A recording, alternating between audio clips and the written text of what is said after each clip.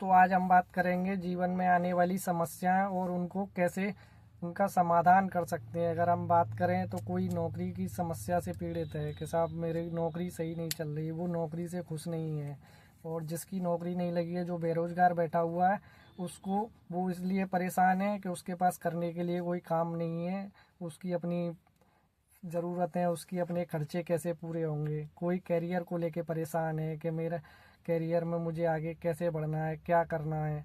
कोई शादी की समस्या से परेशान है, शादी हो किसी की शादी नहीं हो रही है, अगर शादी हो गई है तो शादी के बाद में स्थितियाँ अच्छी नहीं चल रही हैं, आपसी रिलेशन अच्छा नहीं चल रहा है। और किसी का ऐसा है कि किसी ने साथ छोड़ के चला गया तो वो अपने रिलेशन को लेके परेशान है कि उसने मुझे धोखा दिया। अरे भाई, दुनिया में कोई एक वही थोड़ी ना रह गया है जिसके साथ में आप अपने रिलेशन को कंटिन्यू कर सकते थे। उसके अलावा भी बहुत सारे लड़के लड़कियां हैं जो आप अपने रिलेशन को उनके साथ कंटिन्यू कर सकते हैं। ये थोड़ी ना है कि सिर्फ उसी के चक्कर में आप अपना सब कुछ बर्बाद करे दे रहे हो, सब कुछ ठान लिया कि नहीं अब तो बस जो था वो दुनिया ख़त्म हो गई। नहीं, हमें उसके अलावा लड़का है तो उसे और लड़कियां मिल सकती हैं, लड़की को और लड़के मिल सकते हैं। रिटायर आदमी इस चीज़ से परेशान है कि पूरी ज़िंदगी नौकरी करी तब उससे परेशान रहा कि रिटायर होने के बाद में बड़े रिलैक्स से रहेंगे, मज़े से रहेंगे, रिटायरमेंट फंड मिलेगा, आराम से जीवन शाही जीवन कटेगा, ज़िंदगी सुकून से रहेगी। लेकिन अब वो इस चीज़ से परेशान है कि उसका समय नहीं कट रहा। मैं क्या करूं, पूरा दिन मेरा टाइम कटता नहीं है, कितने समय मैं टीवी देखूं, कितना समय मैं मोबाइल देखूं, कितने समय मैं लोगों के साथ में गपशप करूं। तो फिर वो प्रोसेस वहीं से शुरू होता है कि फिर वो दोबारा से नौकरी करने लगता है। मतलब जिस नौकरी से परेशान हो गया था फिर दोबारा से उसी नौकरी को करने लगता है। तो सबकी अपनी अपनी समस्याएं हैं, हर आदमी परेशान है, कोई किसी चीज़ को लेके, कोई किसी चीज़ को लेके। एम्प्लॉय की बात करें तो एम्प्लॉय को लगता है कि उसका एम्प्लॉयर उसको सही सैलरी नहीं दे रहा, जितना उससे काम कराया जा रहा है उसकी सैलरी उससे बहुत कम मिल रही है।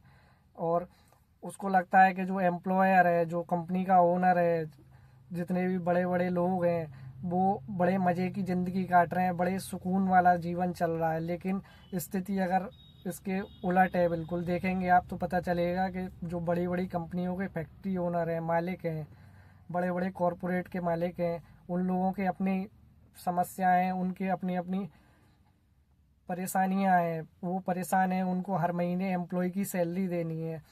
महीने में धंधा हो नहीं हो, काम चले या नहीं चले, लेकिन उसको हर महीने सैलरी देनी है एम्प्लॉय की। बिजनेस करने के लिए जो लोन ले रखा है बैंक से, उसकी हर महीने ईएमआई ब्याज के सहित भरनी है। तो उनकी अपनी समस्याएं।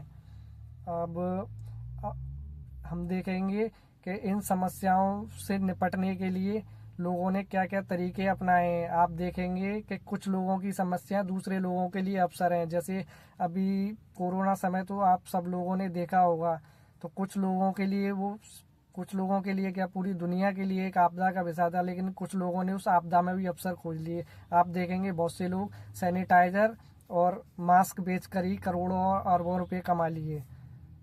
आज हम बात करेंगे इसके बाद में कि उन समस्याओं को हम किस तरीके से कम कर सकते हैं या किस तरीके से उनका हम कुछ समाधान निकाल सकते हैं। जैसे फर्स्टिंग में करूँगा कि समस्या सबके जीवन में, लेकिन आप उसको रेस्पॉन्ड किस तरीके से करते हो, उसका क्या रेस्पॉन्स देते हो, इस चीज़ पर डिपेंड करता है।